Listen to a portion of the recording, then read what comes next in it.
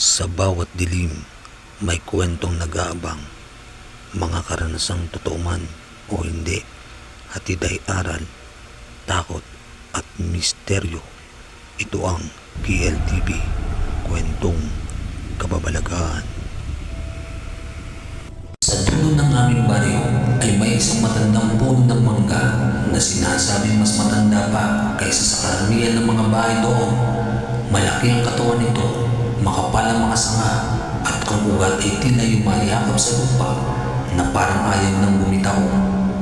Kapag tanghali, doon nagtatago ang mga bata sa init ng araw.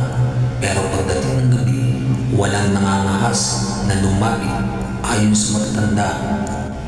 May naninirahan daw sa puno, hindi raw ito dapat bastahin o putulin o lapitan ng walang paalam.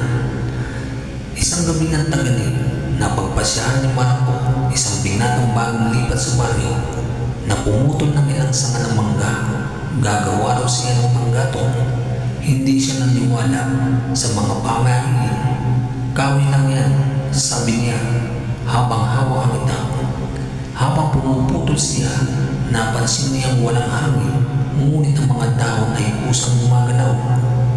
May biglang amoy na bulaklak na hindi niya kilala at ang paligid ay tila dumidilim kahit maliwanag ang buwan. Ngunit tinuloy pa rin niya ang pagputol. Biglang may umiyak, hindi iyak ng tao, hindi rin hayop, isang mahabang hikbi na parang nanggagaling mismo sa puno. Natigil si Marco, tumakbo ang malamig na pawis sa kanyang likod. Nang matatakbo na sana siya, hindi gumalaw ang kanyang mga paa.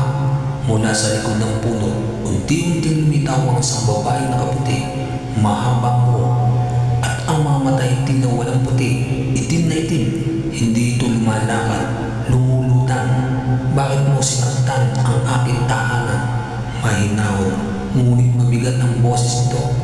Nang nilabot si Marco, hindi siya makapagsalita. Nanginginig ang buong katawan niya habang ang itak ay kusang nahulog sa lupa. Ang babae ay lumapit at sa bawat takbang nito ay parang bumibigat ang hangin. Kinabukasan, natagpuan si Marco sa ilalim ng puno ng mangga. Walang sugat pero hindi makapagsalita. Ang mga mata niya ay lagi nakatitig sa puno na parang may nakikita siya roon na hindi namin kilala. Makalipas ang ilang linggo, unti-unti siyang nakapagsalita muli. Ang una niyang sinabi ay, humingi kayo ng paalam, huwag kayong bastos na hindi sa inyo. Simula noon, walang nangahas pumutol o sakta ng puno ng mangga. Kapag may dadaan, nagbubuling sila na makikiraan po.